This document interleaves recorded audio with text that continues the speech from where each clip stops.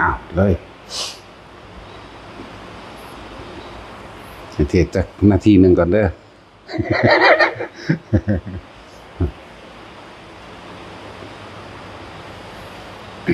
พวกเจอกับความรู้สึกทางกายหรือสภาวะต่างๆอันนี้นิ่สำหรับผู้ที่ภาวนาเข้าไปเกิดสภาวะการรู้เห็นการได้กินการได้ยินเสียงตลอดทั้งความรู้สึกทางกายเด้อทุกอย่างที่มันเกิดบ่ว่าสิโยกร่างกายโยกเดี๋ยวเริ่มต้นด้วยว่าคนที่จับจุดอุณาโลมเป็นแล้วคนที่เข้าใจแล้วคำว่าฐานที่ตั้งแห่งจิตเข้าใจแล้วคำว่าสมาธิแปลว่าจิตตั้งมั่นอยู่ได้ที่ฐานแห่งที่เดียวในความรู้สึกเดียวคือระหว่างกลางหน้าผากเขาเองให้เข้าใจดีแล้วต่อมาในความรู้สึกที่มันเกิดต่อไปเรียกว่าปีติอื่นๆมันก็แทรกขึ้นมาถ้าเฮาน่วงอยู่ในระหว่างกลางหน้าผากได้แล้วบางคนก็โยกซ้ายหรือขวาหน้าหรือหลังอย่าส่งความคิดออกไปหาเหตุผลกับมัน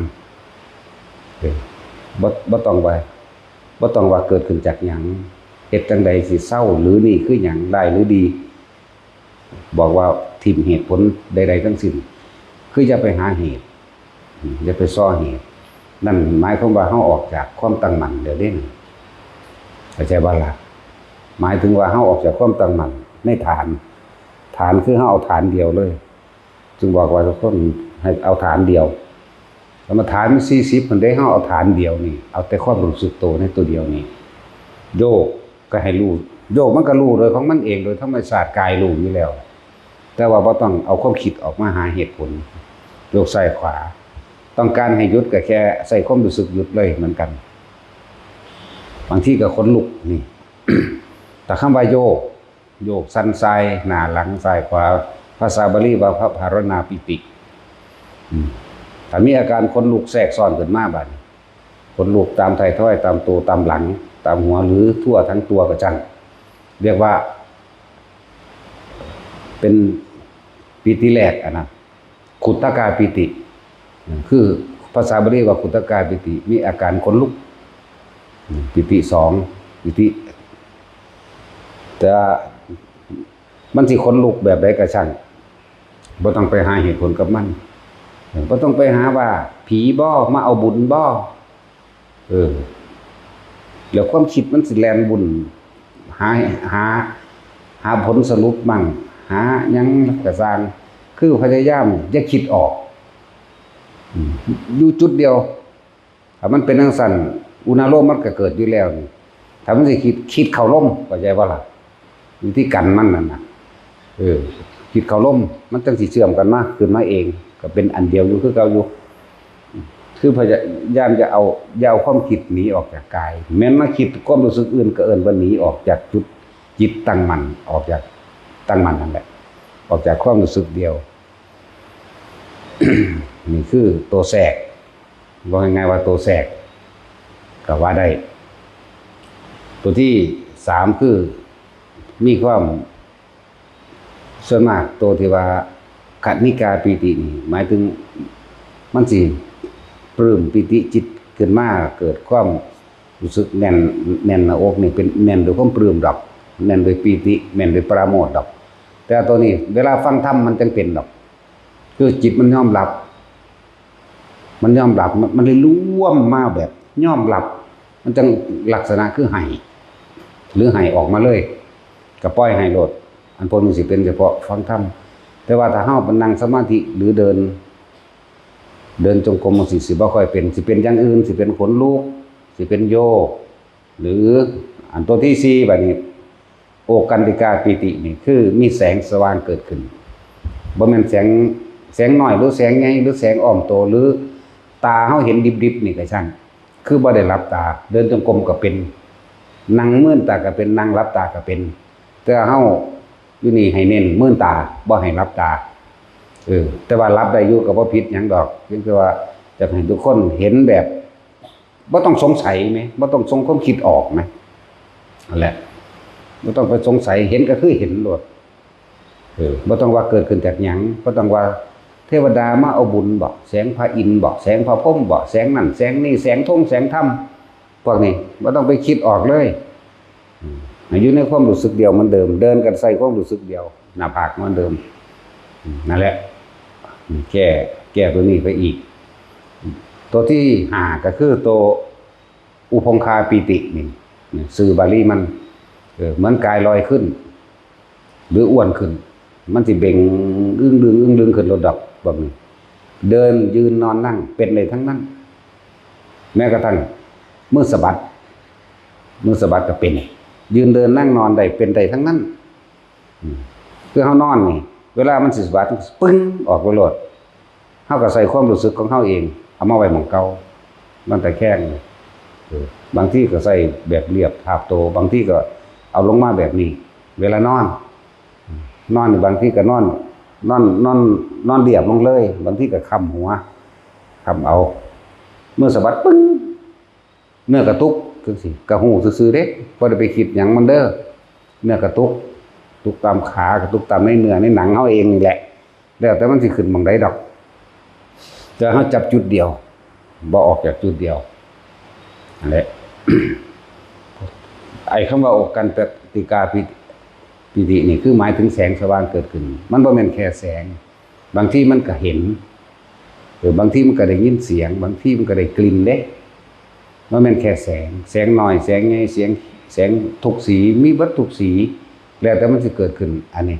มีว่ารวบรวมเอาไว้ว่าแล้วแต่มันสิเกิดขึ้นทุกสีเขียวประกายพึกขาวประกายพึกเหลืองประกายพึกส่วนมากอันนี้บอกแต่ของเป็นผู้อื่นอาจจะเป็นนิ่มนวลตาอาจจะว่าล่ะเป็นแบบเหลืองแบบนิ่มนวลแบบอธิบายบ่ถูกแต่นี่ว่าประกายพึกโลดเขียวประกายพึกเหลืองประกายพึกหรือแบบทับทิมประกายพึกนะเป็นไปเบิดอย่างเช่นเวลาเดินจงกรมธรรมดานี่แหละแต่เฮาสิในความรู้สึกเดียวแสงว่าก็มาใกล้ๆเฮาเห็นอยู่แต่ว่าบ่คิดแล้วก็หลายแสงหลายสีหลายแบบแล้วก็แม่นอยู่ก้อนเดียวเด้อยู่บักหลายๆก้อนเป็นสายมาเลยก็เป็นแล้วก็บักใหญ่ซ้ำผัดลมมันก็ซ้ำเด้แจ้งมาเบิดทีบนั่นแหละตาเฮาเห็นอีหลีนี่เด้ตาเฮาเห็นทางอีหลีนี่แต่บ่คิดบ่นึกหยังเลยกรบแสงเทียนเฮาเบิดเลยว่ามันแจ้งแต่บ่คิดอยู่หม้องเดียวเลยนี่คืออย่าหนีออกจากความตั้งมั่นแต่ให้ทุกคนเข้าใจเวลาเฮาเลิกเดินมาให้เข้าใจว่าวิปัสสนานี่คือเห็นตามความจริงว่าสิ่งนี้เกิดขึ้นแล้วมันก็ดับไปเข้าใจบ่นี่บ่ควรเอาเข้ามาถือเอาบ่เข้าไปยึดเอาว่ามืออื่นให้เป็นแบบเก่ามือใหม่เฮาเฮ็ดอีกต้องเป็นแบบเก่านี่สิบอกว่าประสบการณ์นี่ต่างๆที่มันเกิดขึ้นมันเป็นเพียงแค่ประสบการณ์ที่เห็นในขณะนั้นทิ้งไปเสียอย่านำเข้ามาคิดใหม่เข้าใจบ่ล่ะนั่นแหละจึงบอกว่ามันถิ่มบ่เป็นมันยังไปดึงมาอยากให้เป็นคือเก่านี่มั้ยผู้ใดความสงบก็จะเป็นสงบผู้ใดเห็นแสงก็อยากเป็นเห็นแสงนี่มั้ยแล้วก็พากันเข้าใจไปอีกเป็นแสงค่ำแสงหยังไปได้บาดนี้หยุดบ่มีแสงหยังแสงนั้นเกิดแสงนั้นดับเขียวเกิดเขียวดับเหลืองเกิดเหลืองดับประกายพึกเกิดดับทุกอย่างสีทับทิมเกิดดับตอนนี้นึงเด้คือบ่ควรสิดึงเข้ามาเลยคือต้องพยายามอยู่กับเพราะว่าปัจจุบันอันนั้นมันเป็นของเมื่อกี้นี้ไม่ใช่ว่าล่ะอดีตได้เมื่อกี้นี้นั่นแต่โตเทว่าโอกันตกายปิติบ่แม่นแค่ที่ว่าเห็นโดยแสงเด้เห็นโดยภาพเป็นภาพคนล่างๆเหลื่อมๆก็บ่แม่นเหลื่อมแบบภาพโปร่งๆนะ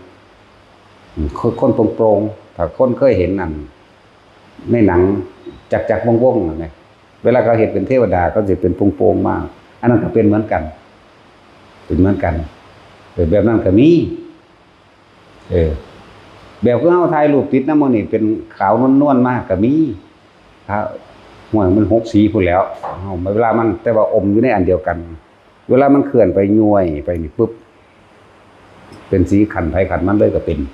นั่นคือยังเฮ็ดไว้ให้เบิ่งนั่นแหละนั่นแบบนั้นแหละอยู่ในภาพที่เฮ็ดไว้ให้เบิ่งนั่นน่ะ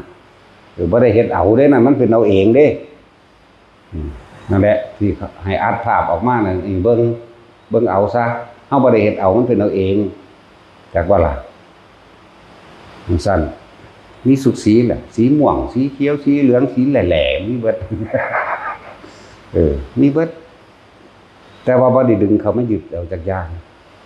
ต้องเข้าใจคำว่าทุกอย่างเกิดทุกอย่างดับเมื่อเข้าคือทองอยู่มือเนาะ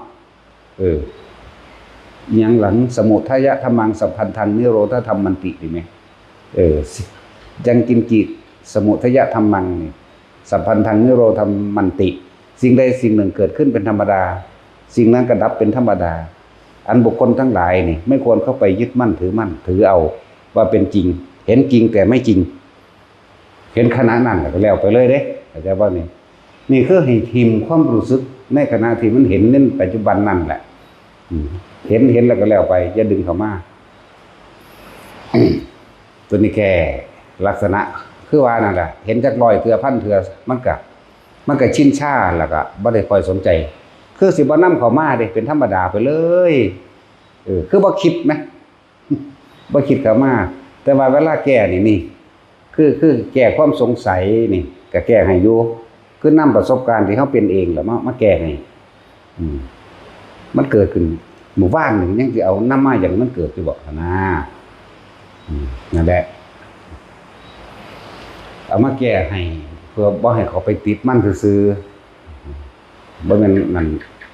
บ่แม่นว่าให้เขาไปยึดว่านั่นคือแสงธรรมดวงธรรมดวงหยังเขาเอิ้นเรื่องธรรมมรรคผลว่าบ่แม่นเด้อมันเป็นแค่มันบ่แซ่อยู่จังซั่นเด้ล่ะเอามันเกิดแซ่อยู่เลยบ่เอาบ่แซ่ก็แสดงว่าสิ่งใดสิ่งหนึ่งเกิดขึ้นเป็นธรรมดาสิ่งนั้นก็ดับเป็นธรรมดาหาความจีรังอย่างยืนบ่ได้แม่นว่าล่ะบัดนี้เฮาอยากให้มันเกิดขึ้นกูสิเอาให้มาหมู่กูเบิ่งกันหน้าแม่นบ่อันนี้เฮาเห็นหลายโพดจับเอาถ้าสิระลึกย้อนหลังมานี่ว่าเอาแสงสีม่วงให้คนเบิ่งกันได้เนี่ยเฮาก็ยังเอามาบ่ได้แม่นบ่ล่ะก็มันเกิดแล้วดับแล้วนั่นมันมีแต่ในภาพไปเบิ่งเอาต้องสั่นตัวแสงสีม่วงหรือขาวนวลหรือเป็นโยงใยหยังก็แล้วแต่เห็นมาเบิดแต่บ่เคยถือเอาจักอันแต่ว่าล่ะนั้นภาพเทพเทวดาอินพรหมทั้งหลายก็สร้างจักมันสิเป็นหยังก็สร้างหัวมันเด้เนาะเป็นหยังก็สร้างแค่เฮาเห็นในขณะนั้นครับบ่คิดหาเหตุผลกับมันเด้เข้าใจบ่นี่บ่คิดหาเหตุผลเลยนั่นแหละแค่เห็นซื่อๆเวลาเดินจงกรมไปจับจุดเดียวเลยบางทีมันก็ขึ้นมาหัวนึบนาบบางทีก็ขึ้นอยู่นี่ลึกเข้าไปในกลางสมองก็เป็นขึ้นมาหัวก็เป็นคือเอามือเศร้าบางทีมันก็มาอิ่มปลื้มอยู่ในระหว่างท่ามกลางอกกว้างๆเด้อว่ามันจุดแคบๆเด้ก็จุ้ยจะเป็นตะแค่นี้เจ้าหูอยู่แม่นบ่แต่ว่าระหว่างกลางอกกว้างๆเด้กว้างเต็มอิ่มคือหยังนี่เด้โล่งโปร่งเบาคือหยังนี่เด้จังซั่นแหละภาพต่างๆปรากฏขึ้นแบบมีเบิดนั่นแหละ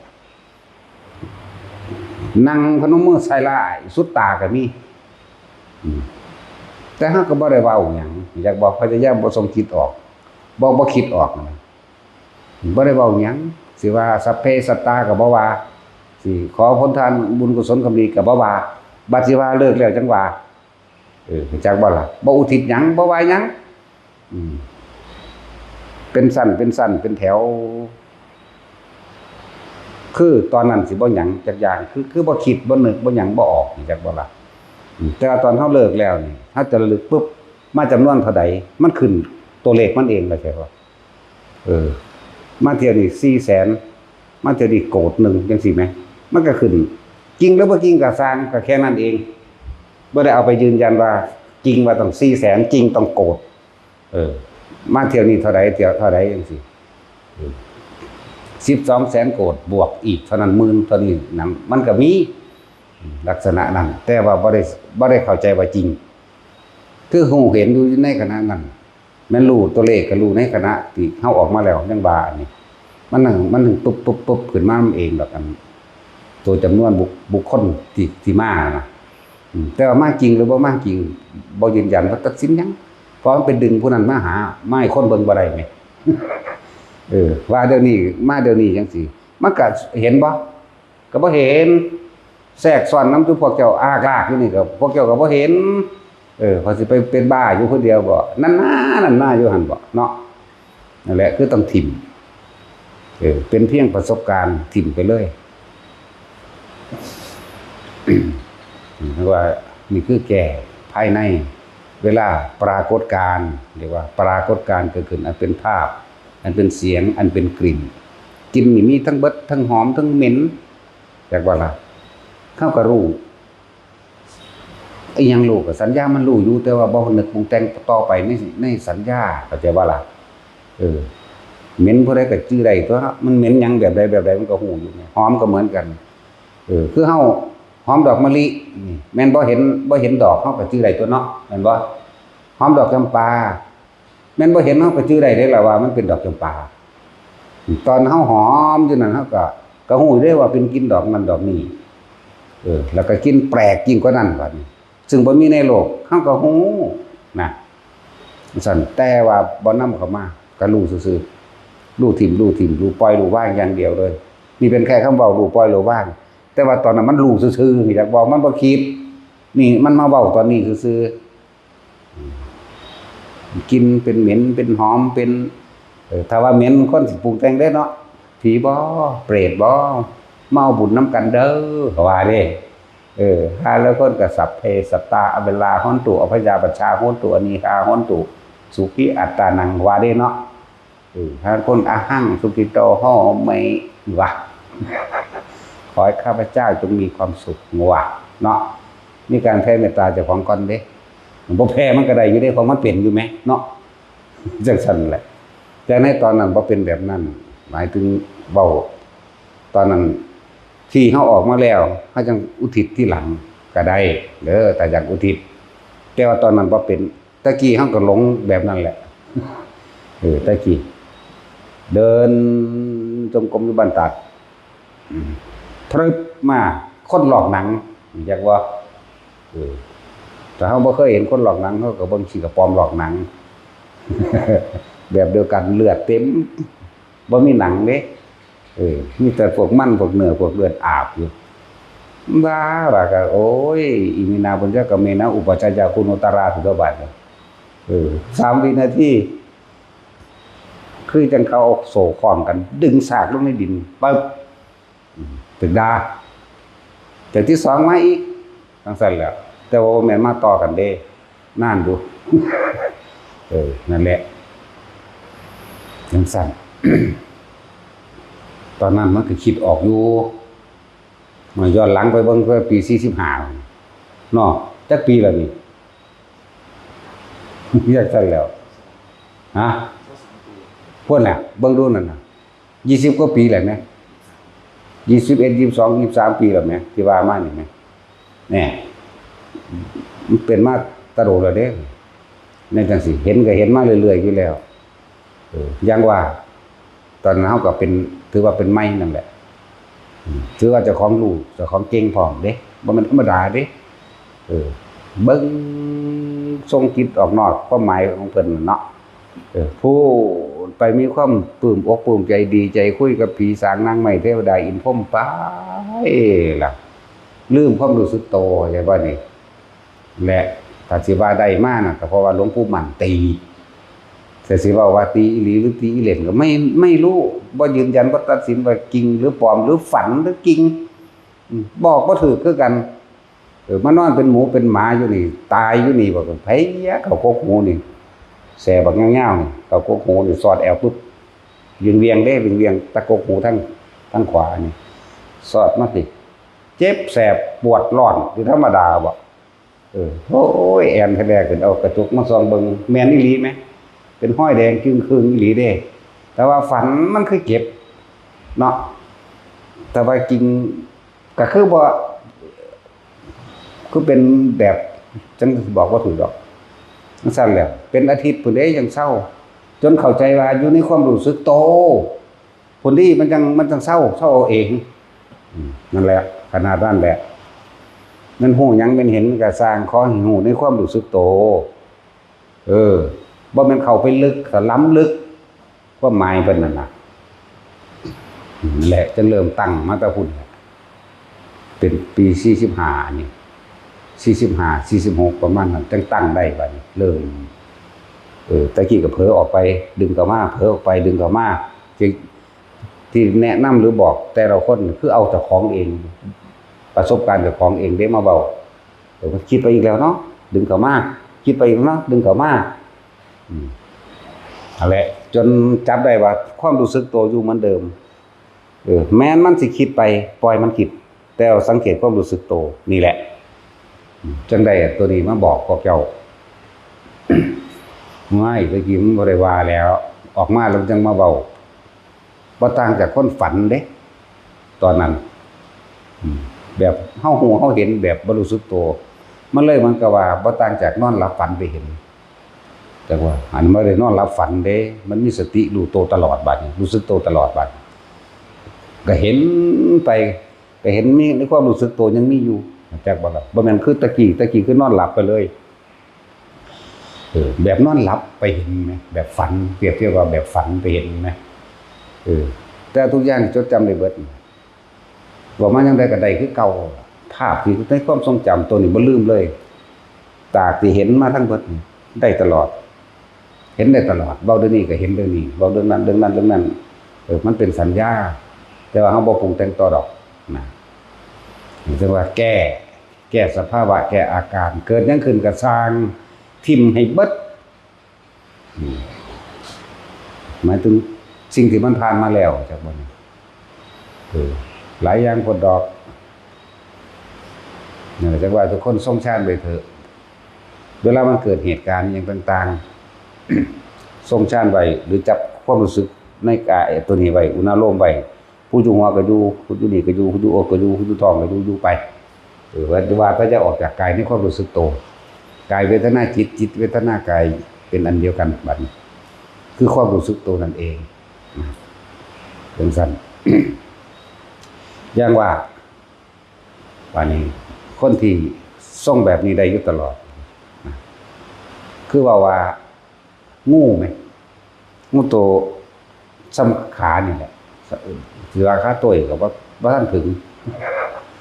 แต่ว่าขาตัวเด็กน้อยบอกโอ้ยอยู่วางได้เลย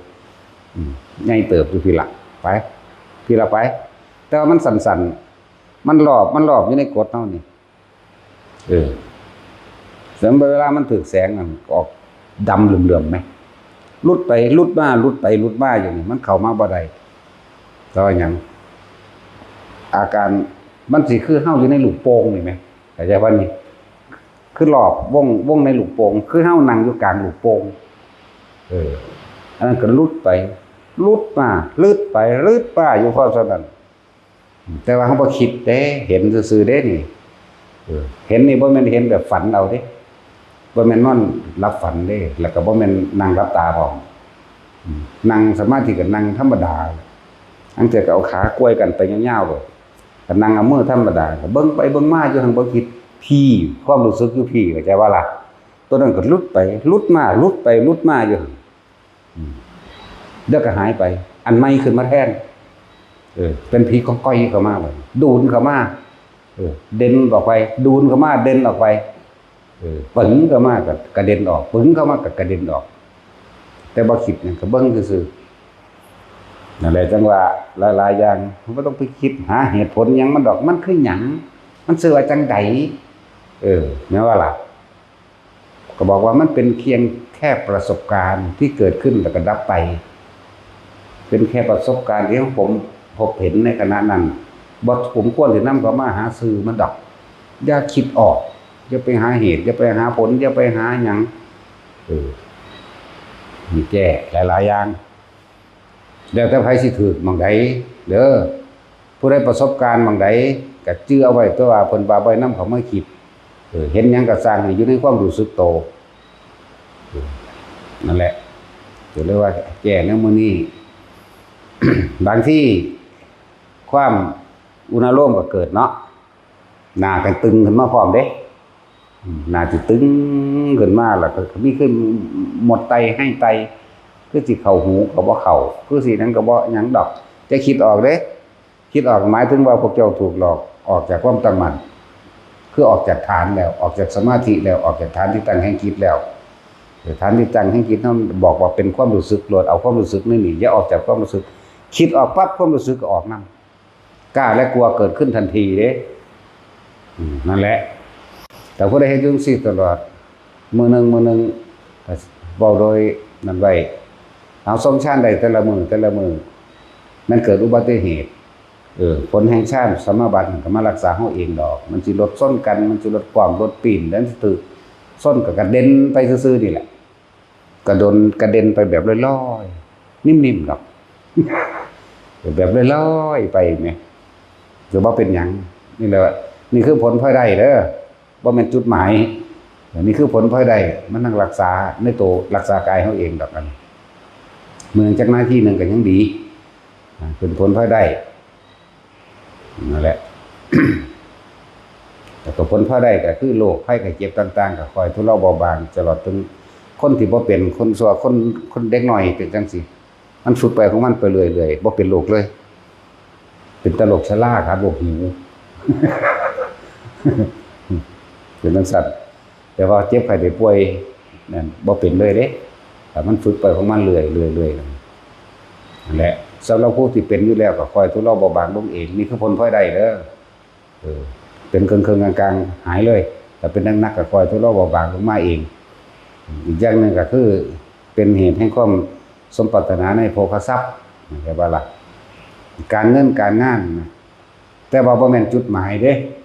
ที่ทรงชาติที่เฮ็ดแบบนี้บ่แม่นเฮ็ดเพื่อให้รวยบ่แม่นเฮ็ดเพื่อให้ป้องกันเข้าใจบ่ล่ะแต่ว่าเพื่อทำให้จิตตั้งมั่นเมื่อจิตตั้งมั่นเกิดเป็นสมาธิแล้วก็ทำเพื่อให้เห็นอนิจจังเห็นทุกข์เห็นอนัตตาเห็นความเกิดเห็นความดับแล้วก็จุดหมายเฮาคือเป็นวิหารธรรมก็ว่าเป็นเรือนแห่งใจก็ว่า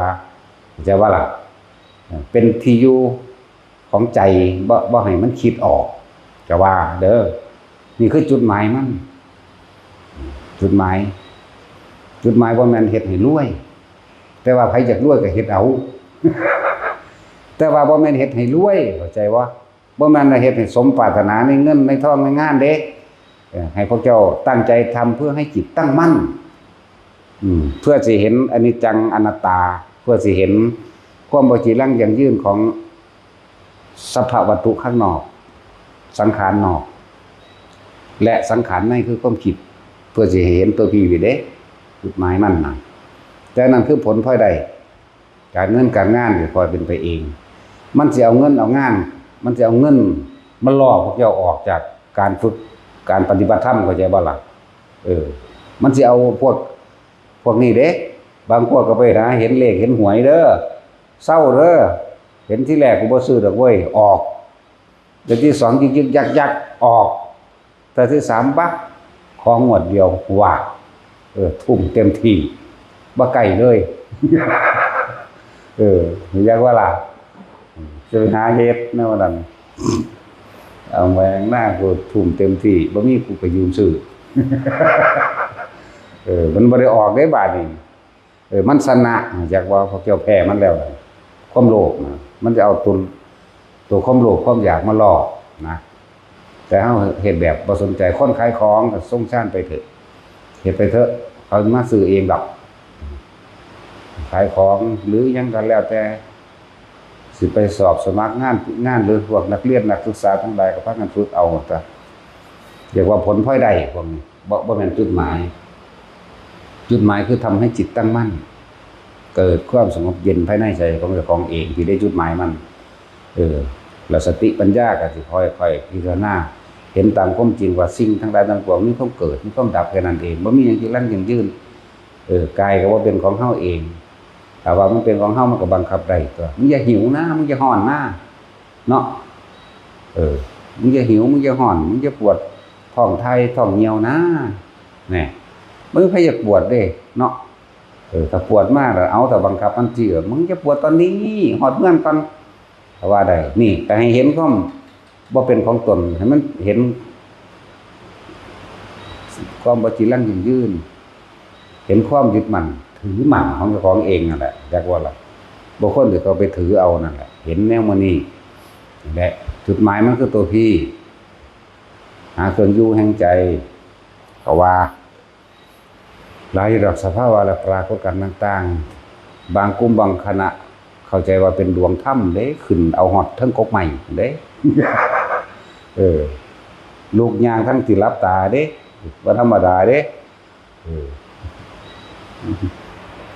มันอยู่ไสล่ะอยู่ภูพานกับเป็นอยู่กาญจนบุรีก็เป็นนี่ขึ้นเอาทั้งกกใหม่นี่ รับตาขึ้นไปมันขึ้นได้จังไดยามเช้าได้จังหูยินห้องอยู่มาเอาผมแน่อยู่หาเลี้ยวหาแล้วตั้งแต่ทั้งหัวเฮาโอ้ยมันขึ้นไปแม่มันจังได๋ตัวบัดนี้มันขึ้นแล้วดวงถ้ำบ่ครับซั่นโอ้ยกูบอกแล้วตัวว่าให้มื้อตายเหตุมันจังบ่ตัวมึงว่ามึงรับตายเหตุว่าสั่นลงมาบ่ได้โอ้ยก็ได้หาวิธีว่าเอาเครือใหม่เอาหยังคอยต่อคอยมัดไปมันบ่แม่นว่าสิมีคนหลายเด้อบ่แม่นว่าเอาค้อนที่ตะปูเอิ้นรถฉุกเฉินหรือเอิ้นรถกระเช้าไปเอากันลงเด้อยู่ในป่าเครือใหม่มัดไปแต่ละอันแต่ละเฮาก็ขึ้นไปนำมัดไปนำขึ้นไปนำมัดไปนำเด้จังซั่วแล้วมันจะคอยลงสั่นดูสั่นลงมาถ้ามันเมื่อยมันจะโดนมันหิวข้าว มีเบิดถามกันแล้วลงมาได้แล้วมันเป็นจังได๋เด้อนี่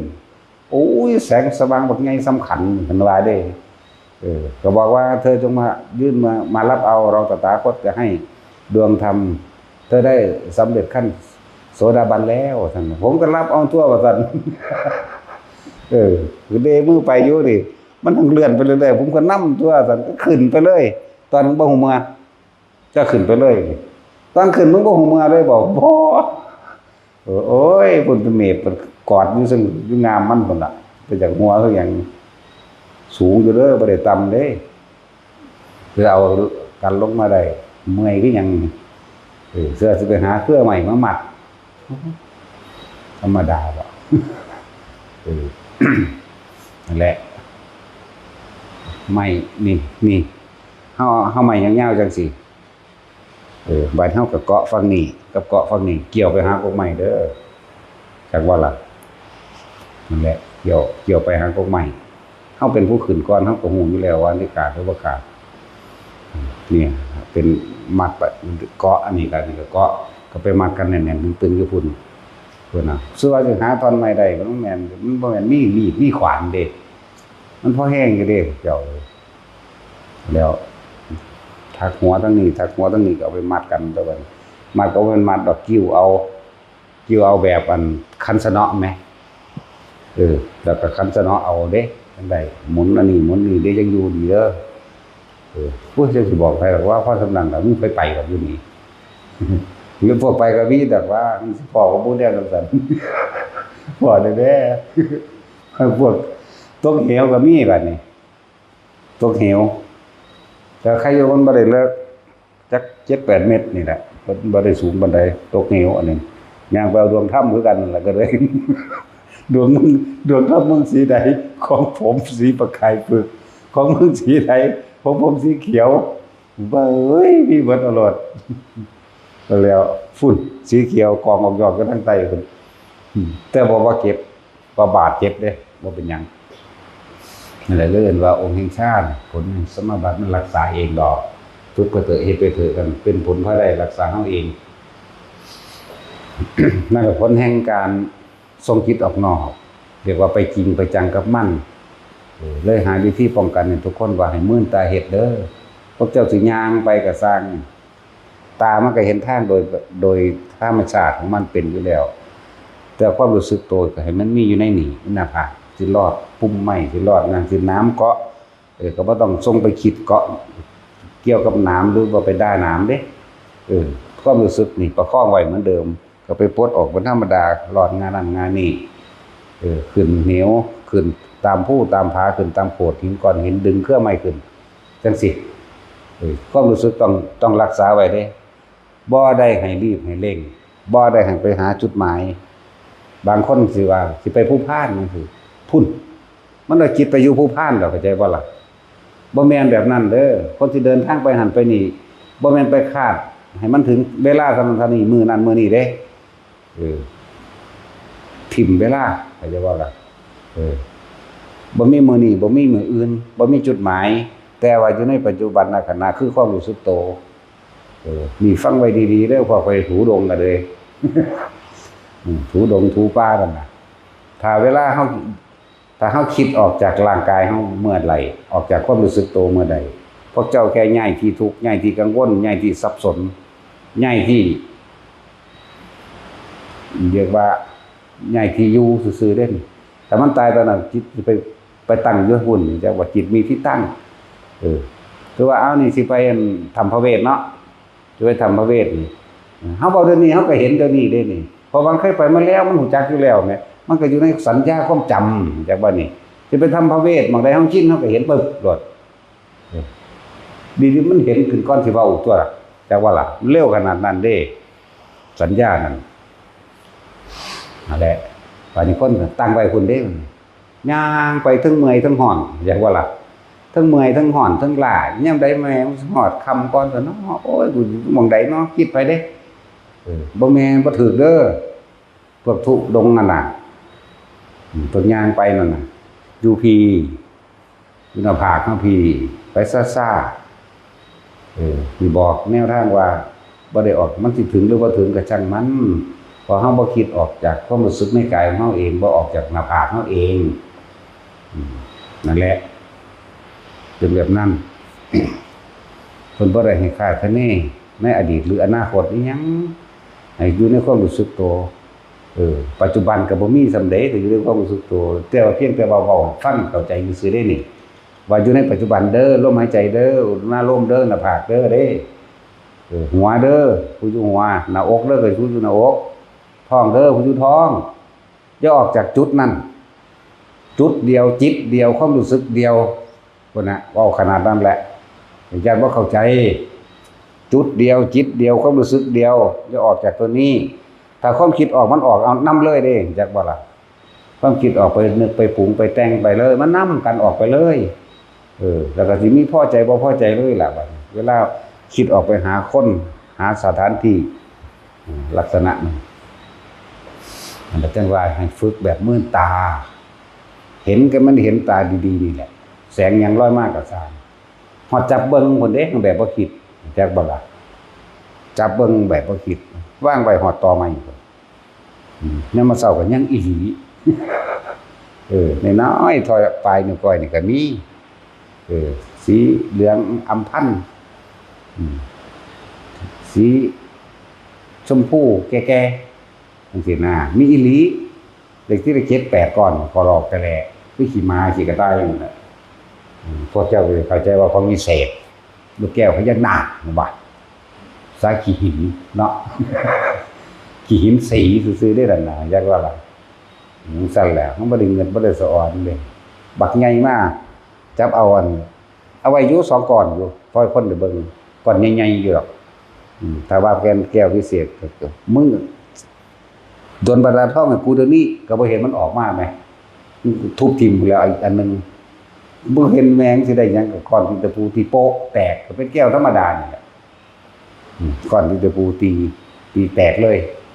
กูเห็นว่าแมงสิพิเศษจังคนเป็นบ้านะมึงอยู่ว่าตั้งแต่บ่แม่มันก็อยู่ตะมันคนมันเป็นบ้าเอาเองคิดเอาเองว่าเอาเองเนาะมันก็อยู่ตะมันจังซั่นแหละนี่เยอะแยะเก็บเดี๋ยวนี้ก็มียังบ่เก็บคนเป็นบ้าตัวสิมาหยังเลยทองคำมาเนี่ยเอาแมงเบิดบัดกูเอาแน่อันนี้ย่านแต่มันบ่มาล่มโลกอยู่เลยเนาะเอาแน่อันนี้มากูจะเอาไปขายขายมาเห็นคนอยู่ดีกินดีเนาะแต่ แต่เสือกบ่มาจังเทื่อนั้นแน่จังซั่นมาแหมงยังภาษาหินขอหลอกกะแหล่เนาะขายได้แม่ก็ใครแต่บ่ให้ไปหลงไหลนี่นิมิตต่างๆเด้อนิมิตกลิ่นก็เหมือนกันแต่ไปหาเหตุผลมันหูอยู่ในสัญญาว่าเหม็นมันหูอยู่ในความรู้สัญญาความรู้สึกว่าหอมว่าเหม็นว่าหอมเห็นยังกระสร้างมันก็เห็นตามนั้นแหละจะไปคิดออกได้แต่คิดออกย่านเด้บางทีมาเปื่อยๆคนหลอกหนังเรียกว่ามาเปื่อยๆดูคนหลอกหนังมาดูบัดนี้ก็จะโอ้เขามาเอาบุญจะพึ่งว่าตอนนั้นเศร้าตะก่อนจักว่าเราจังมาตั้งใจใส่เลยนี่มันก็เป็นเอกตากิจคือเก่าได้มาตั้งใจใส่นี่ตั้งใจอุทิศนี่ใจว่าล่ะมันก็เป็นอารมณ์เป็นหนึ่งคือเก่าเด้วิตกก็หมายถึงว่าอาจจะคิดถึงบุญที่เคยทำเรียกว่าคิดถึงท่านศีลเนกขมะก็ว่าไปไล่มาจนถึงแด่สรรพสัตว์ทั้งหลายมันหลายตะกี้เจาะจงอยู่ตะกี้เจาะจงว่าท่านผู้นี้มั่งเจาะจงว่าซื้อนี่มั่งเจาะจงเป็นซื้อคนมั่งถามซื้อเขาว่าซื้อมันก็เจาะจงมั่งแต่ว่าเดี๋ยวนี้บ่เจาะจงสรรพสัตว์ทั้งหลายไม่มีที่สุดไม่มีประมาณทุกหมู่เราบรรดามีแล้วแต่ไผสิได้หรือบ่ได้ก็ซั่นบ่ได้ไปหวังผลว่าไผสิได้หรือบ่ได้มันหลายอย่างซั่นแหละ บ่แม่นว่ามันสิได้ทั้งเบิดดอกและแก้อาการที่มันเกิดกับร่างกายเด้อแก้นี่คือบ่ให้ไปคิดนึกหาเหตุผลกับมันเนื้อกระตุกแขนสะบัดไส้สอดจากว่าล่ะสอดก็มีเด้ผู้ใดเคยสอดบ่บางทีหัวมันหนักๆอึ้งๆเด้อเป็นคือยังหัดเข่านี่พอพามันเป็นแบบนั้นพวกเจ้ายิ่งเพ่งยิ่งจ้อยิ่งนักอกนักใจกับมันนั่งหัดเข่าเด้จากว่าล่ะก็ต้องไปสนใจตัวนั้นให้ใส่วิธีนี้แย้มปากน้อยๆจากว่าเราสูดลมหายใจเข้าลึกๆขนลุกสู้ซ่าขึ้นตามไถ่ถ้อยตามกระมับบัดนี้แล้วก็ปล่อยลมออกกระสาครั้งที่สองก็สู้ขึ้นอีกครั้งที่สามก็สู้ขึ้นอีกสัก3เทื่อมันก็คลายของมันเองแล้วก็จับจุดอ่อนๆเอาหังเคร่งหังเกร็งหังต้นมาบ่ได้โตนขึ้นรถได้มองนี่คือยังสิโยดออกนี่เด้เข้าใจบ่ล่ะจังซั่นวิธีแก้แย้มปากจักหน่อยสูดลมเข้าทั้งปากมันสิวื้อขึ้นนี่ดอกบัดข้างท้ายทอยแน่ขมับแน่วืดขึ้นบางทีก็ขนลุกทั่วตัวไปพร้อมเด้แล้วแต่คนเด้อแต่วิธีแก้ก็คือแบบนั้นให้จับอ่อนๆจะเข้าไปเลิกที่บอกว่าจะเข้าไปลึกหลายคมปิติเอาไว้ได้เพียงครึ่งๆกลางๆนะสั้นพวกไฟซอสก็เหมือนกันเด้อพวกไฟซอสเฮาเอาผ้าห่มกวมหัวนี่เอามือกรีดแตกพากๆเด้เรียกว่าล่ะผ้าห่มนาโน่แม่น้อยบ่หาตานาโน่ดอกว่ามันก็สุแนวล่ะเบิ่งคณะแม่นริ้วคุบมือขีดจังซี่เห็นวงกลมก็จ้าเป็นน้ำเฮาได้ขีดไปขีดมาก็เป็นไปอะไรวิธีแก้ก็ใส่แบบเดียวกันเด้อหังเคร่งจับคนจังสิสอดลงแล้วอันนี้เฮาบ่สอดดอกมันจะฟ้ามือเลยอันนี้อันนี้บ่สอดปัวอันนี้นั่นแหละใส่แบบเดียวกันสูดลมหายใจเข้าลึกๆแล้วคลายออกลึกคลายออกสัก3 รอบแล้วก็จับเบิ่งนี่สอดอีหลีเด้นี่แต่เป็นคือเฮาออกมาจากจับประตูนี่แต่เปาะซะเจ้าของเด้เป็นคืออันเอ็นแม่งอดเวลาเฮาสอบคือกันนั่นแหละมาบ่เด้ลักษณะนั้นนั่นแหละถ้าเฮาแตะเบิ่งถ้าเอาทางนี้แห้งเด้เอาทางหลังมือนี่หลังมือด้วยแขนแห้งแต่ถ้าเอานี่เอาแตะสักกันตัวมันที่เป็นดูดดอกเอาทางฝ่ามือนี่เหมือนกันกับไฟฟ้านั่นแหละอันนี้มันรับสัมผัสเร็วเนาะทางหน้ามันรับสัมผัสช้าอยู่เพราะมันหนาเนี่ยแตกพอแปะเลยมันแตกตูมเด้แต่พอแปะนิดหน่อยนึงดอก ว่ามันตูมเป็นระเบิดได้บ่เป็นแบบนั้นต้องเบาไว้เพราะพวกปัญญาอ่อนหลายโพดนั่นแหละลักษณะนั่นก็คือสูดลมหายใจเข้าลึกๆสังเกตมันบ่ได้สังเกตยากดอกวือขึ้นรถดอกพวกนี้อันนี้มันก็คลายออกแล้วจะไปเพ่งจะไปเร่งจะไปเกร็งเข้าใจบ่ล่ะจะไปจดจ่อว่าเกิดจังขึ้นคือเฮ็ดจังใดคือสิเศร้านอนนั่นนี่ไว้แล้วก็ไปเว้าให้ผู้อื่นฟังพร้อมว่าเป็นจังซั่นจังซี่พยายามอธิบายเรื่องสมาธิเขาฟัง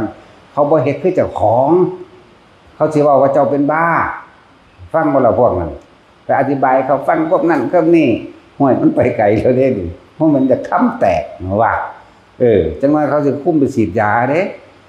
เขาบ่ได้บ้าเขาเฮ็ดสมาธิว่าเด้บัดนี้คนทั้งโลกมันเข้าใจว่าคนบ้าก็เว้านั่นนี่ผูกเจ้าไว้ได้บาดนี้ ผูกเจ้าก็ฉีดยาเจ้าก็ซึมเซ่อไปได้บาดนี้เนาะน้ำลายก็อยู่ไหนออกนั่นเห็นบ่นี่บ่ายอีหลีเด้อเอาไปหรือบ่ายอีหลีมันเบิดฤทธิ์ยามันก็เว้าอีกเนาะเขาก็ฉีดอีกเอาไปมาเลยซึมเซ่อไปเลยบ้าแท้บาดนี้ นี่ก็ซั่นแล้วนั่นแหละต้องมาถามพวกเดียวกันบ่มันสิไปเว้าโดยทั่วไปคนปฏิบัติอยู่คือกันมันบ่เป็นคือกันมันก็ยังคิดออกไปทั้งข้างเข้าใจว่าล่ะมันบ่ได้คิดตรงนั้นเด้มันบ่ได้คิดมาว่าเป็นอาการนั้นอาการนี้เด้มันเกิดบ่คือกันอันนี้แหละพวกสำหรับพวกช็อตเด้อ จะวางได้เว้ยไฟฟ้าสถิตมันช็อตแตกป้อแปะนั่นแหละมันเป็นคือจังเฮาเวลาเฮาคือเฮานุ่งเสื้อด้านหน้าบ่อาบน้ำเนี่ยเวลาถอดเนาะแตกจากอยู่ได้อันนี้เป็นจังได๋พวกขี้คร้านอาบน้ำคือเฮานี่ อันนี้บ่ได้ทรงชาติอิหยังก็สร้างมันสกปรก มันเหงื่อออกมันนั่นมันนี่ก็บ่ได้โตเวลาดึงออกแตกจากๆอีหลีนี่แหละจังซั่นแหละนั่นแหละบ่ต้องไปคิดอิหยังกับมันอย่าเป็นจะเพ่งอย่าเกร็งกับมันจะจอยิ่งอยู่เด้อไผก็สร้างสินำสิ่งที่ผ่านมาแล้วบัดนี้ทุกอย่างละบ่ว่ารูปรสว่ากลิ่นบ่ว่าเสียงบ่ว่าการเห็นต่างๆนิมิตต่างๆถ้านำเฮ็ดเฮาสิติดเฮาสิคาอยู่หั่นเพราะว่าเฮาบ่ถิ่มมันเองจักบ่ล่ะเฮาไปดึงสัญญามาแล้วเฮาก็ปรุงแต่งต่อเนี่ยเฮาไปดึงสัญญาสิความจำได้สิบ่เข้าผ่านมาดอกมาดึงเข้ามาแล้วเฮาไปปรุงแต่งต่อได้นั่นมันบ่ผ่านเด้นั่นน่ะคือทุกอย่างต้องถิ่มเบิดเด้อเลยว่าเอาอีหยังเป็นเครื่องถิ่มเอาลมมันเอาอุณหโลมมันมาอยู่กับมันถิ่มเอาเองเฮาบ่ได้ถิ่มมันละเอาเองเฮาบ่ได้ละมันเป็นของมันเองเพราะว่าเฮาบ่ไปคิดถึงมันเองนั่นแหละคือเฮาบ่ไปคิดถึงมันเลิ่นว่าละซื่อคือพวกว่าละกิเลสสักยะทิฏฐิต้องอย่างนั้นอย่างนี้บ่มีต้องก็แล้วกันนี่เว้ามาภายหลังซื่อดอกมันต้องตัดสักยะทิฏฐิวิกิกิจฉาศิรภัตตุปามาปฏิฆากรรมราคะนี่รูปราคะอรูปราคะมานะทิฏฐิอุทธัจจะและอวิชชาต้องละต้องขาดต้องอย่างนั้นอย่างนี้บ่มีต้องก็แล้วกันบ่มีคิดก็แล้วกันขอให้อยู่ตรงนี้เถอะมันเอาเองอยากว่าล่ะอันนั้นเป็นวิธีการสื่อสารเพื่อเกิดความเข้าใจเด้อบ่ได้ไปถือหลักสูตรแต่ว่าก็ต้องอาศัยหลักสูตรทางบ่ได้ถือหลักสูตรใจว่าล่ะบ่ได้ถือตำราแต่ว่าก็ต้องอาศัยตำราบ่ได้ถืออาจารย์แต่ว่าก็ต้องอาศัยอาจารย์ตำราและอาจารย์เป็นผู้นำให้ซื่อๆแต่ว่าเฮาต้องประสบการณ์ตัวเองพี่ของจริงเฮาเข้าใจบ่ล่ะก็ต้องอาศัยกันเป็นธรรมดาเป็นเครื่องย่องๆและสอดสู้เป็นกำลังใจก็ว่าไปทางบ่ให้ติดประสบการณ์ของไปของมันอันนั้นน่ะมันบ่คือกันนี่แหละจังหวะนำมาแก้ให้พวกเขาป่าเขาดงมันทางนี้ดอกสภาวะปรากฏการณ์หรือบ่เขาป่าแต่ว่าเขาปฏิบัติของเขาเจ้าอยู่แล้วนะเขาเจ้าก็เป็นของเขาอยู่แล้วเดินจงกรมไปจับจุดเดียวบางทีมันเป็นคือเฮาคอยสูงขึ้นตกใจเด้อุ๊ยคือเป็นแนวนี้นั่นออกหลักจากบ่ล่ะมันซ้ำเก่านั่นแหละความรู้สึกมันโกหกหลอกลวงพวกเจ้าไปคิดต่อมันเลยเป็นคือสูงขึ้นจังซั่นแหละสำหรับประเภทบางประเภทมันเข้าฌานก็มีเด้เป็นความรู้สึกคือเฮา ฝึกหัดโตนี่ดอกเวลาคนสิเข้าชั้นเดินตอนเดินจงกรมเข้าชั้น4นี่มันเข้าเอาเองดอกเขาบ่ได้ตั้งใจเข้าดอกตั้งใจบ่ได้พอของพวกนี้ตั้งใจคือเจตนาในการคิดละคิดต่างหากคือบ่คิดต่างหากมันสิเข้าไปของมันแต่ว่าความรู้สึกตัวเฮาสิรู้อยู่เป็นหัดเข้าดอกเป็นค่อยๆตึงๆเข้าหัดเข้านิ่งปึ๊ดไปเลยบัดนี้ยืนขม้ออยู่หั่นแหละอันนี้เว้าให้ฟังคือยืนขม้อมันบ่ฮู้ขม้อหรอกอยากว่าล่ะพุ่นมันเป็นอีกแบบนึงมีสติรู้อยู่ว่างๆโปร่งๆบ่มีหยังเลยใสติ้งลิงแบบฮู้อยู่นะมันแสงสว่างจ้าดอกสำหรับเฮาใส่คำว่าอยู่หม่องนึงโล่งๆโปร่งใสไปเลยล่ะนะบ่แม่นใสแบบเฮาเห็นก้อนหินคือหม่องที่เฮาเห็นแบบเรียกว่าอากาศบ่มีหยังผ่านพาเลยแหมแต่ว่ามีอันรู้อันนึงอยู่หั่นอยู่จักบ่ล่ะมันมีตัวรู้อยู่หั่นรู้ว่าโล่งรู้ว่าโปร่งรู้ว่าว่างรู้ว่ากว้างไกลออกมาแล้วได้จังเว้ามันสิไปเว้าในหั่นได้เด้เพราะมันหยุดแล้วจักว่ามันหยุดเวลาเบิดทุกอย่างแล้วในตอนนั้นมันหยุดคักแล้วความรู้สึกก็ขาดออกจากร่างกายเลยพุ่นมันก็ออกมาเอาเองดอกมันมีผู้ใดตั้งใจเข้าได้ออกดอกเป็นใหม่ๆนอกจากผู้เพิ่นชินผู้เก่งในชาติสมาบัติต่างๆเพิ่นเฮ็ดได้จังซั่นแหละคือเพิ่นแสดงฤทธิ์จังซี่เพิ่นก็ชาติ4ก็ถอยออกมาซะก่อนจังไป3เด้เข้าไปได้แข่งกำลังมันเต็มที่ซะก่อนบ่ได้เห็นตอน4ก็แล้วกันมาโอ้ยสิเว้าเรื่องหลักการมันซื่อเนาะตั้งแต่1ก็มันเอาได้เทื่อหน้ามันไปว่าหาจัง4หาจัง5เนาะฮอดสมาบัติ8ก็ไปก็พอสำนั้นแหละหลักสูตรมันก็เว้าไปซื่อนั่นแหละฮู้จักอยู่ดอกพอสำนั้นแหละไปก็เลยและนี่คือแก้วิธีการและอาการหรือปรากฏการณ์มันเกิดจากเสียงบางทีก็เสียงสวดมนต์เสียงสารพัดเสียงนี่ดอกเสียงฮือๆฮ่าๆเสียงขึ้นนกเว้ากันเสียงผีเว้ากันเสียงคนเว้ากันคือยังเขาจุดไฟนั่นแหละอยู่ซื่อก็เป็นกองไฟวาบเพราะว่ามีคน 3-4 คนเว้ากันพุ่มปั๊มอยู่ประมาณ100 เมตรตาเฮาก็เห็นนี่แหละบ้านเฮาย่างไปนี่มันก็เป็นจังซี่บ้านเฮาถอยมันก็ถอยว่าน้ำเฮาบ้านเฮานั่งมันก็หยุดมันจุไฟพร้อมเด้เขากับจุไฟนี่แปลว่าโอ้ยสิไปเว้านำชาวพวกคนไทยเพราะสำนั้นแหละบ่พอปฏิบัติเพราะปานใดดอกเนาะเวลาเขาจุไฟตามกันจั่วนี่ขี้ไฟแตกขึ้นจากเด้นั่นแล้วนั่นแหละบ้าลองไปเบิ่งอีกกันหน้านี่คิดได้บัดนี้จากวันคิดออกได้นี่ไปมันก็ไปจังซี่คือเก่ากลับบ้านมันก็กลับบ้านนำนั่งลงมันก็อยู่เหมือนเดิมนั่นแหละแต่เฮาสิตั้งใจฟังเขาบอกกันเรื่องใดเงียบบ่ยินถ้าให้เป็นเสลออยู่นี่จักว่าล่ะให้เป็นบ่ได้สนใจแหมเขาบอกกันอุ้มอ้ำขึ้นมาแต่ว่าหังได้ทรัพย์มั่งบ่ได้ทรัพย์มั่งเด้ก็สรุปแล้วคือบ่ได้ความหมายหยังล่ะเอามาปฏิบัติต่อกับบ่ได้ดอกอันนี้เป็นหลายเทื่ออยู่นี่เป็นหลายเทื่อแหละแต่ว่าจนเข้าใจว่าอย่าคิดออกอย่าออกจากตัวนี้อย่าออกจากความรู้สึกนี้อย่ามีความคิดไปหาผู้นั้นผู้นี้อย่าไปหาเหตุผลเขาบอกกันเรื่องใดเนาะอย่าฮู้จักนำเขาเนี่ยหลายอย่างกระดอดที่มันเป็นมาก็เลยเว้าอยากให้ทุกคนนั่นน่ะเวลาถ้าเจอแบบนี้ให้คิดถึงคำหลวงพ่อโอ้เพิ่นว่าบ่ให้คิดแต่คำว่าเพิ่นว่าบ่ให้คิดมันก็มันคิดเพิ่นว่าบ่ให้คิดอะไรมันจักว่ามันขนาดนั้นเด้จักก็ล่ะตาศีลนี่เป็นประจำพระองค์บากไงเหลืองอลามมากโอ้อาจารย์ว่าว่าซั่นมันก็หายไปพร้อมกับโอ้อาจารย์ว่านั่นล่ะอาจารย์ว่าบ่ให้คิดแน่คิดได้นั่นน่ะอาจารย์ว่าบ่ให้คิดจักว่าล่ะมันก็หายวับไปตัวแล้วเนาะเวลาตอนเพิ่นเห็นบักใหญ่เด้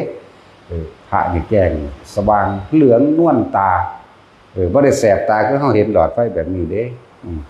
เป็นแน่นละตามเราเบิ่งเราก็เห็นอยู่ดอก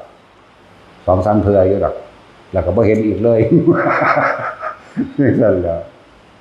นั่นแหละคือบักบอบบี้มันว่าเป็นคลื่นจังซั่นสิคลื่นจังได๋ก็สร้างของมึงตัวมึงจะไปถามหาเหตุผลหยังกับมันบักห่านี่กูบอกแล้วว่ารู้ในปัจจุบันนี่นั่นเป็นแค่ประสบการณ์ผ่านมาแล้วยังจะไปถามซื่อว่ามันคืออีหยังมันคือปัญญาอ่อนเข้าใจว่ามันคือเป็นคลื่นแบบนี้ม้าจะมากัดม้าก็หยุดคือจังมีคลื่นกระแทกมันออกมึงก็ฮู้แค่นั้นก็พอตัวมึงจะไปเอาซื่อมันเห็นหยังนั่นว่าเป็นประสบการณ์ผ่านแล้วจะนำเข้ามาคิดต่อฉะนั้นให้ทีมให้เบิดบัดนี้ถ้าฮู้ซื่อแล้วเป็นอีกแบบนึงมาถามอีกแล้วเป็นอีกแบบนึงมาถามอีกแล้วคือฟ้ามือกันได้บาดนี่มันเว้าฟังหยังบ่เข้าใจแม่นบ่ล่ะคือถิ่มจะมาหาสื่อหาเสียงกับมันชินในการคิดเห็นบ่นี่ตัณหาแห่งกุศลเข้าใจบ่นี่หาความรู้เอาไว้ความอยากซ่อนความอยากเข้าใจว่าล่ะเข้าใจว่าล่ะบาดนี้มันเลยสิคิดเป็นอันใดก็มาถามเป็นอันใดก็มาถามเฮาตอบได้เบิดนั่นแหละภาษาซัมมื้อนี้เนาะบัดนี้เป็นนั่นดีแล้วเอาแปลว่าเป็นประสาททิ่มบ่เป็นมันเป็นประสบการณ์เกิดขึ้นในขณะนั้นแล้วมันจื้อได้เบิดนั่นแหละอันสิ่งที่มันเกิดขึ้นกับเฮาจริงๆแหละแต่ว่าไปสัมภาษณ์กันเอาเองซะเป็นดังเทื่อ2เทื่อนึงเป็นล้านเทื่อกูยังบ่นั่นก็เอาแค่เอาออกมาแค่ซื่อพวกถูดงมานั่นไปสัมภาษณ์กันเด้อ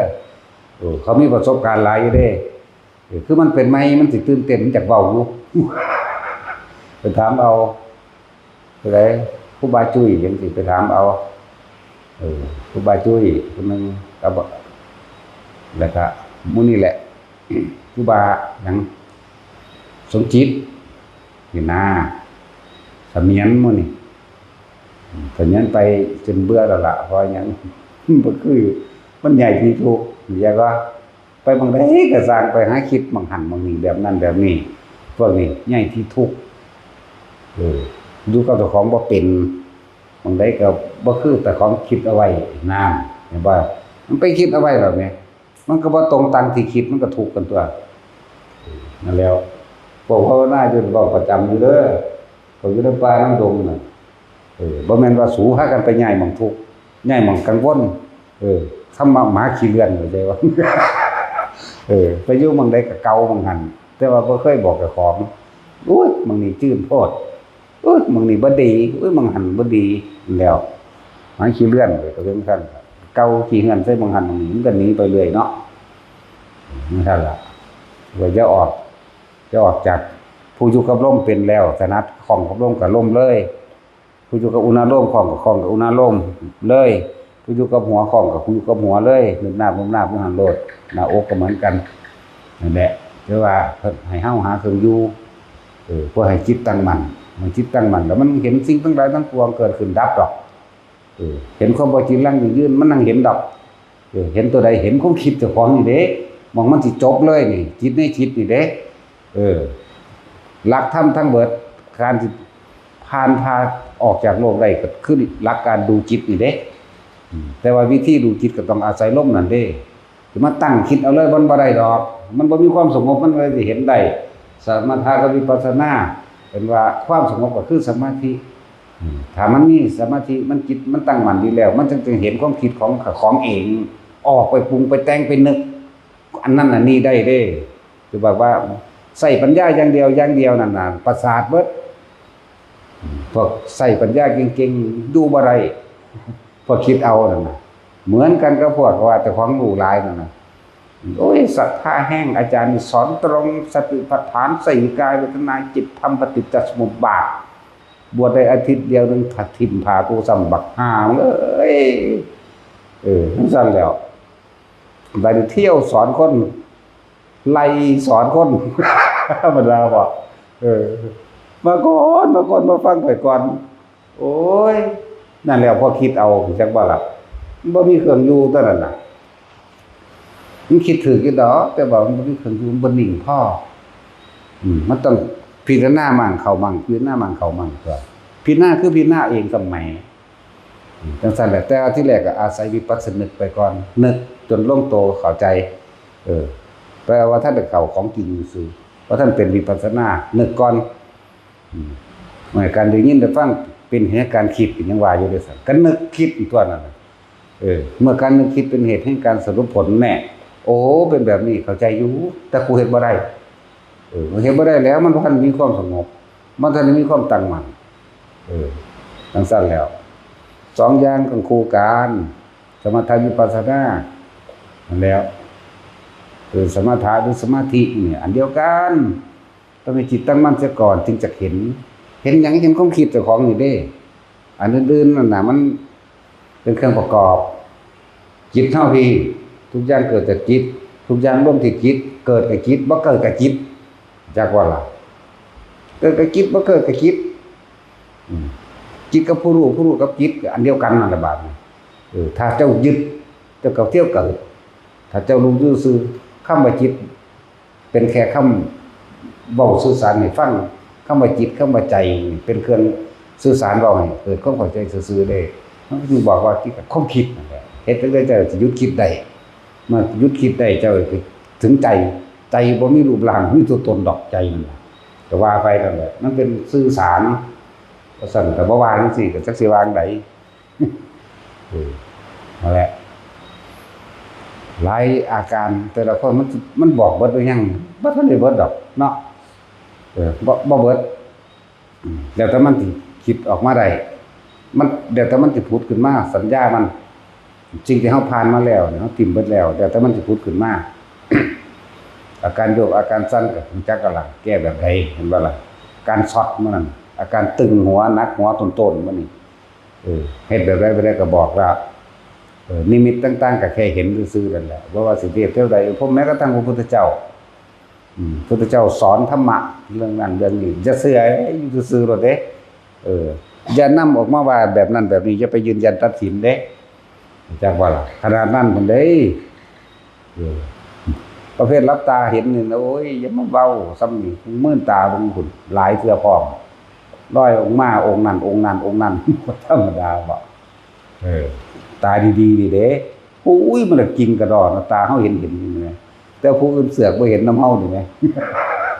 เลยเว้าอยู่ผู้เดียวเข้าใจว่าล่ะบ่เห็นว่านั่นซึกไปแล้วซอยแน่สิฆ่าผมซอยแน่มันสิฆ่าผมเมื่อใดเพิ่นเห็นพระพุทธเจ้าโอ้ยมาปลุกตั้งตี 3 พุ่นโอ้ยให้กูนอนแหน่พุ่นแล้วตั้งแต่ 6 ทุ่มส่งกาแฟมาไว้มาใส่ไว้จากปลุกเฮามาบอกให้ฟังนี่ว่าล่ะมันเกิดความปลื้มปิติดีใจบ่บาดมื้อผีมากันคือพากันแล่นบัดนี้โอ้ยเนาะจังซั่นตัวเพราะว่ามันเชื่อมันถือมันเข้าใจว่าจริงจักบ่ล่ะเมื่อเข้าใจว่าเห็นพุทธเจ้าจริงเห็นผีก็จริงคือกันบัดนี้นั่นมันออกไปคิดเห็นพุทธเจ้าก็ให้เห็นโลดแต่อยู่นี่คือเก่าเห็นผีก็อย่าออกไปคิดอยู่นี่คือเก่าถ้าบ่คิดแล้วกล้าและกลัวเกิดขึ้นไม่ได้แต่คิดนี่กล้าและกลัวเกิดขึ้นพอใจไม่พอใจเกิดขึ้นถ้าคิดใจว่าล่ะถ้าไม่คิดเนี่ยพอใจและไม่พอใจเกิดขึ้นไม่ได้มันก็สักแต่ว่าเห็นซื่อสิ่งทั้งหลายแล้วนั่นเป็นแค่เครื่องปรุงเครื่องแต่งเกิดขึ้นแล้วก็แค่ดับไปมันบ่แซ่อยู่จังซั่นเข้าใจว่าล่ะคือบ่ดึงเพิ่นมาให้เฮาเบิ่งนำแหน่คือบ่จูงแขนง้อมๆมาแหน่เนาะแล้วเว้าอยู่ผู้เดียวนั่นแหละเขาก็ซ้อมเบิ่งอยู่เว้ยเขาเดินนั่งคุบเขาลงเอาแล้วบัดนี้เว้ากับพระพุทธเจ้าแล้วพระเจ้าข้าอย่างนั้นพระเจ้าข้าดีสู้เอ้ยสู้แน่นดีๆได้ว่าพ่อผูกก็ผูกเด้แม่นอีหลีบัดนี้กลางเว้นนี่เด้ว่าการคืนเด้นี่เขาเดียวโอ้ยมันมาแล้วมันมาแล้วฝุ่นห้องวากเพิ่นก็ว่ามนเข้าประตูครัวเขาล็อกไว้เขาย่านคนไปหาลักเอาเขาครับบนเข้าประตู2เข้าประตู3มันเข้าก็ได้ก็บอกกันแบบผู้ไปอ้อยเอาไปพูดกันแล้วทั้งสั้นแล้วบอกว่าอย่าคิดนำอย่าออกอย่าคิดให้อยู่หม่องเก่านี่ความหมายเฮาเข้าใจกันแล้วว่าอยู่นี่ มันจะยืนยันอย่างไอ้นี่ได้อาจารย์เอาแบบว่าอาจารย์บ่เห็นกับผมไปได้บาทเลยว่าอาจารย์บ่เห็นกับเพิ่นก็ดีแล้วถือกันละกูบ่เห็นหยังดอกถ้าเห็นกูสิเป็นคือมึงแล้ววะซั่นแล้วหลายอย่างนั่นแหละคือบ่ฟังความเพิ่นผู้เพิ่นผ่านมาก่อนเองแล้วจังซั่นผู้เพิ่นผ่านมาเบิดแล้วพวกงูใหญ่มันผ่านมาเบิดแล้วแต่ของว่าได้เห็นมันงูซ้ำหลายก็นั่นอีกทุกประเภทกับแหมประเภทแปลงร่างประเภทกินนารีประเภทผู้สาวงามนั่นครับห้วยก็พอผู้สาวงามมันสิบ่แก้ผ้านำกันบ่ส่วนเพื่อหลายก็แนวมันแต่คิดออกก็มักพุ่นแล้วผู้สาวงาม